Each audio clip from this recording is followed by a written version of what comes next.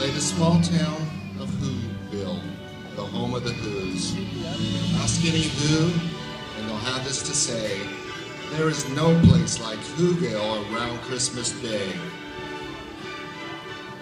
TJ, maybe you should come back here so the kids can.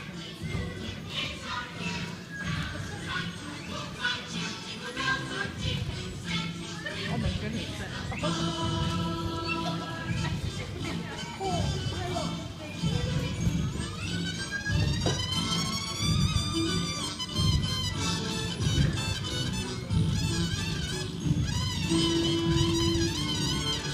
Every window was flocked, every lamppost was dressed, and the Whoville band marched in their Christmassy best.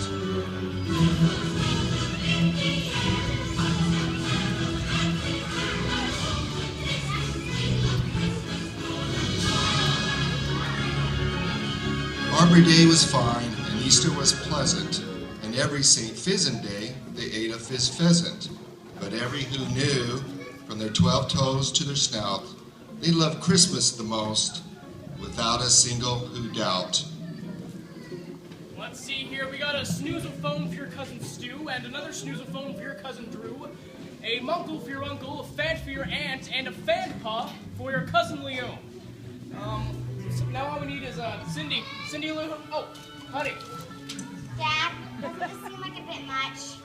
This is what Christmas is all about. Can't you feel it?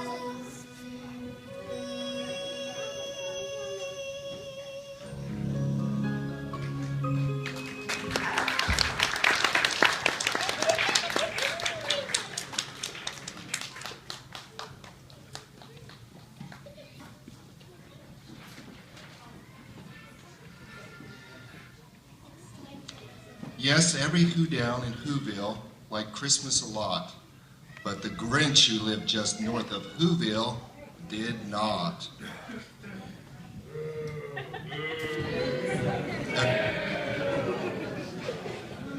The Grinch hated Christmas, the whole Christmas season. Now please don't ask why. No one quite knows the reason. It could be that his head wasn't screwed on just right, or it could be, perhaps, that his shoes were too tight. But I think that the most likely reason of all may have been that his heart was 2 sizes too small. And he got shaved.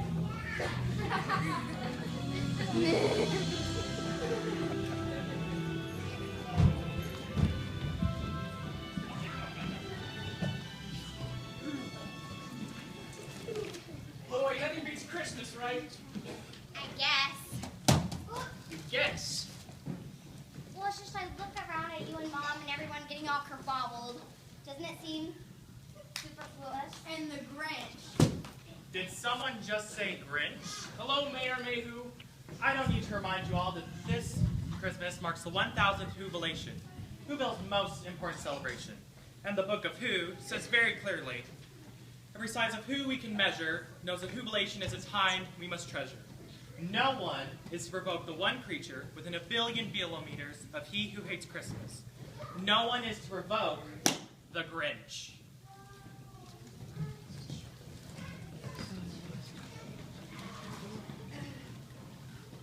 So whatever the reason, his heart or his shoes, he stood outside the cave, hating the Whos.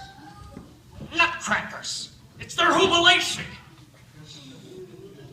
He snarled with a sneer. Tomorrow is Christmas. It's practically here! Yes, the Grinch knew tomorrow all the girls and boys would wake bright and early and rush for their toys. And then all the noise, noise, noise, noise! They'll bang on tongue tinglers. They'll blow on full flounders. They'll thrash on jing-jinglers and boing on boing founders. Then Who's young and old would sit down to feast, and they'd feast and they'd feast. They'll feast, feast, feast, feast. They'll eat their Who pudding and rare Who roast beast, and that is just something I cannot stand in the least. And the more the Grinch thought of what Christmas would bring, the more the Grinch thought, I must stop this whole thing. For year after year I've dealt with it now. I must stop this Christmas from coming. But how? then he got an idea, an awful idea. The Grinch got a wonderful, awful idea. I know just what to do. The Grinch laughed in his throat, and he made a quick Santa Claus hat and coat. With this coat and this hat, I'll look just like Saint Nick. And he chuckled and chucked at this great Grinchy trick. This coat and this hat, I'll look just like Saint Nick.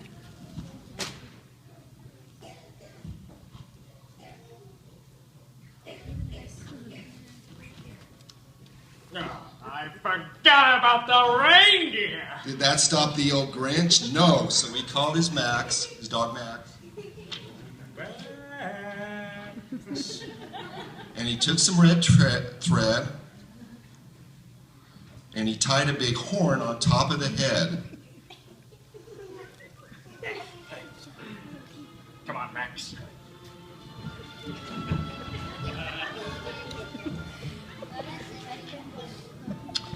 And the windows were dark, quiet snow filled the air, and the Whos were all dreaming sweet dreams without care. When he came to the first little house on the square, Come on, Max. This is our first step. the old Grinchy Claus hissed, and he climbed to the roof, empty bags in his fist. He'd slide down the chimney, a rather tight pinch, but if Santa could do it, so could the Grinch. He got stuck only once, for a moment or two, then he stuck his head out of the fireplace flue.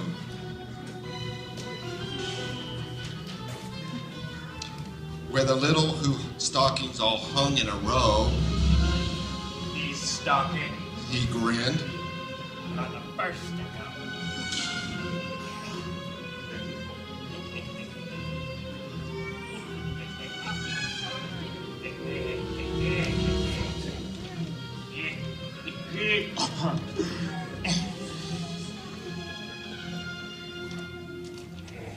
Then he slunk to the icebox. He eyed the Who's feast. He took the Who's pudding. He took the roast beef. He cleaned out that icebox as quick as a flash. Why, that Grinch, he even took the last can of Who hash. Then he stuffed all the food up the chimney with glee.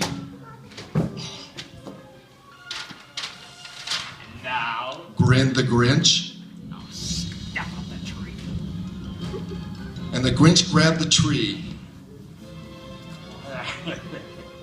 And he started to shove when he heard a small sound like the coo of a dove. Excuse me?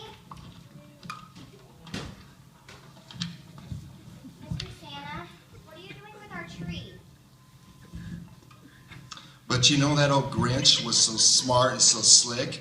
He thought up a lie and he thought it up quick. Why, my sweet little tot. The fake Santa Claus lied. There's a light on this tree that won't light on one side. So I'm taking it back to my workshop, my dear. I'll fix it up there, and then I'll bring it back here. And his fit fooled the child. Then he patted her head, and he got her a drink, and he sent her to bed. And when Cindy Lou went up with her cup, he went to the chimney and stuffed the tree up.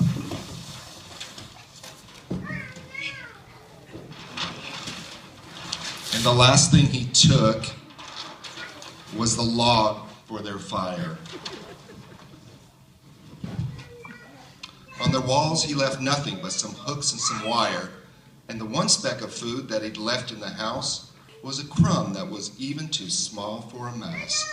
Then he slithered and slunk with a smile so unpleasant around each home, and he took every present.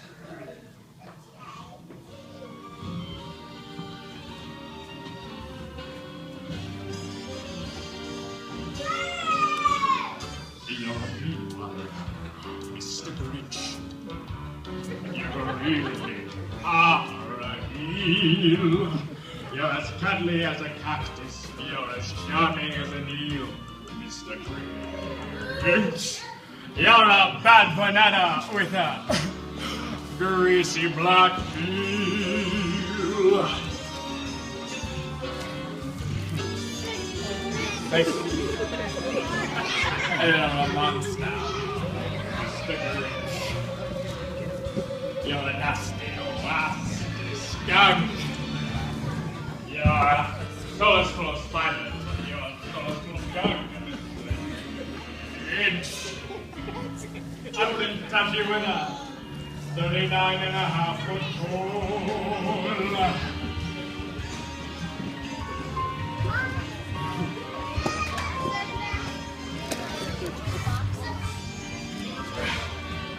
Don't mind if I do.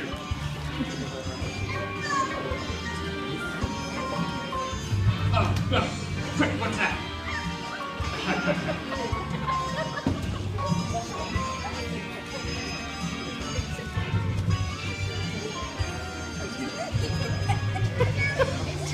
You're a foul one.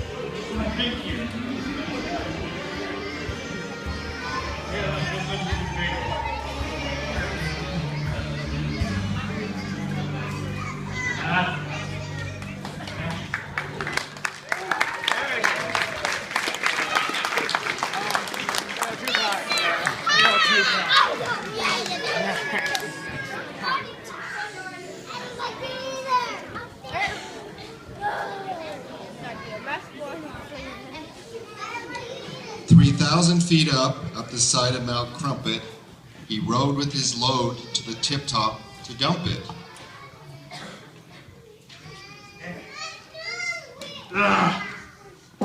They'll be waking up now. Those who's down in Whoville. All those who is down in Whoville. All right.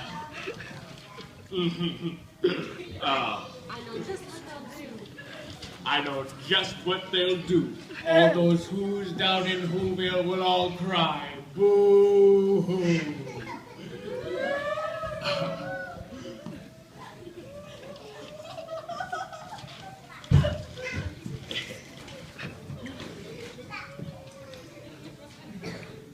This is all that Grinch's fault.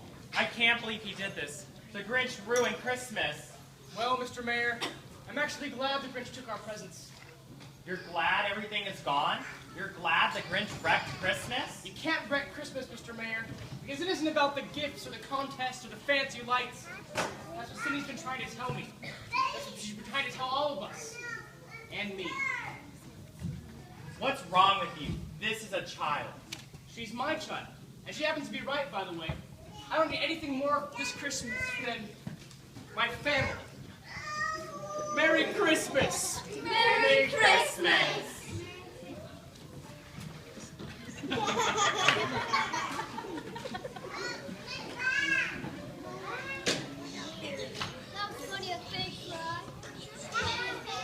Then the Grinch heard a sound rising over the snow. It started in low, then it started to grow. But the sound wasn't sad. Why, this sounded merry. But it was merry. Very. Every who down in Whoville, the tall and the small, were singing without any presents at all. He hadn't stopped Christmas from coming. It came. Somehow or other, it came just the same. It came without ribbons. It came without tags. It came without packages, boxes, or bags. And he puzzled and puzzled till his puzzler was sore. Then the Grinch thought of something he hadn't thought of before. Maybe Christmas doesn't come from a store. Maybe Christmas, perhaps, needs a little bit more.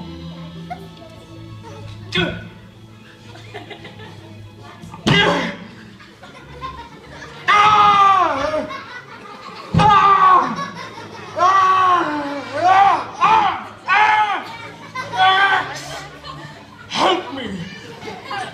Max! I love you, Max! I love you, Max! And what happened then, well, in Whoville they say that the Grinch's small heart grew 3 sizes that day.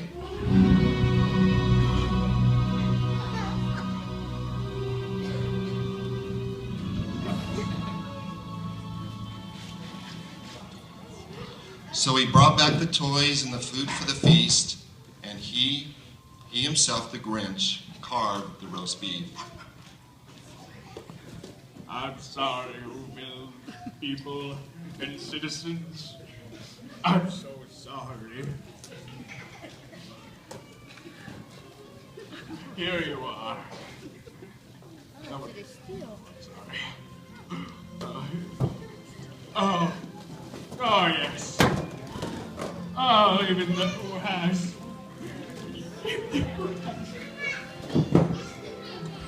Oh.